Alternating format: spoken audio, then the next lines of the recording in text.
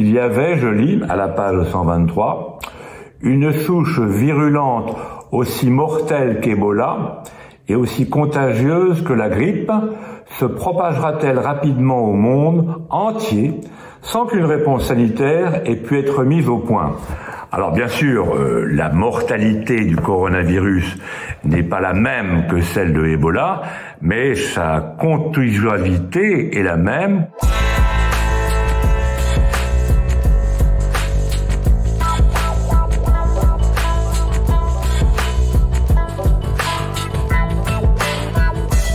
Il est encore d'actualité, je dirais même plus qu'il est encore plus d'actualité.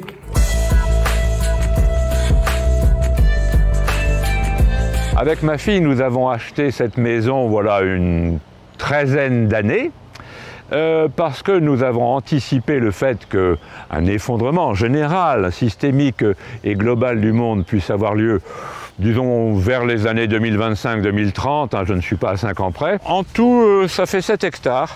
Ce tas de bois, c'est du douglas, ça a été coupé, voilà, quelques semaines. On va le laisser là pour l'instant, on n'a pas eu le temps de le transporter près de la maison.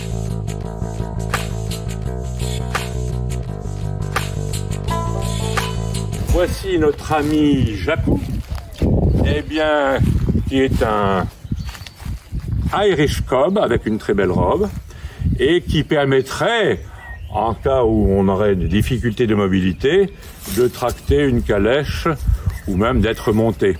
Et si jamais il y avait une rupture d'approvisionnement en eau, eh bien vous voyez ici que nous avons une pompe à bras que j'actionne, une pompe à bras qui est branchée sur un puits et qui permet d'avoir de l'eau que l'on peut évidemment à la fois filtrer et bouillir de telle manière qu'elle soit à coup sûr potable. Voilà un autre stock de bois qui est en cours de constitution. Donc ça n'est pas un problème pour nous, en tout cas le bois de chauffage, car nous avons de manière autosuffisante des quantités qui nous permettent de tenir même plusieurs hivers.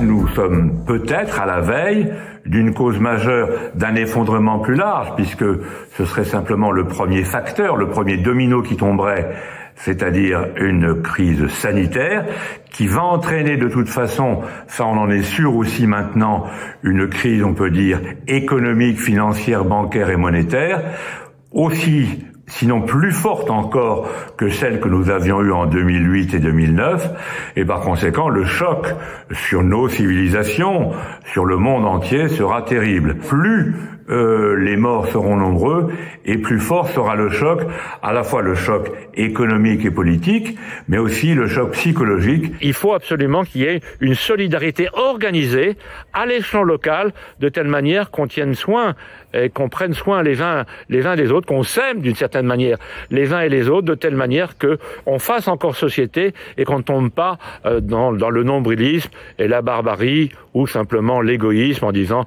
je m'en fous des autres du moment que moi j'ai mes rations de survie. Il y a donc une politique de solidarité nationale, mais de solidarité affective, de solidarité psychologique qui peut être faite par des activités communes, même loin les uns des autres, des activités communes grâce à l'Internet qui marche encore. Toute notre vie, telle qu'on la vit actuellement, notamment en Europe par exemple, mais c'est la même chose aux États-Unis, en Australie ou même maintenant en Chine, tient sur des camions et sur les transports de marchandises et de services. Les camions, ça veut dire qu'il faut qu'il y ait des conducteurs, il faut qu'il y ait des chauffeurs routiers et il faut qu'il y ait du pétrole.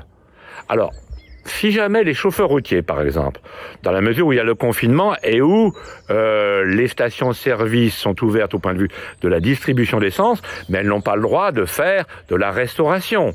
Bon, c'est la même chose pour les restos-routes qu'on voyait jadis et qui existent encore.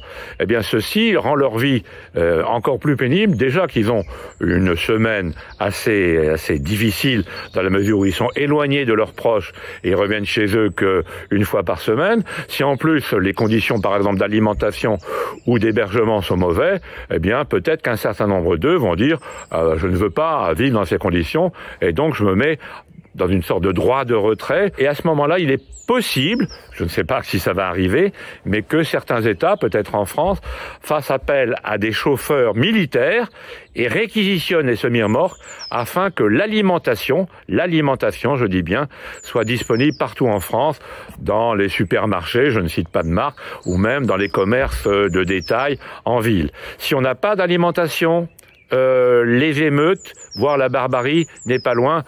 Je dis toujours, je ne sais pas si la phrase est apocryphe ou pas, mais enfin elle est bonne, que Churchill aurait dit, la différence entre la civilisation et la barbarie, c'est 5 repas.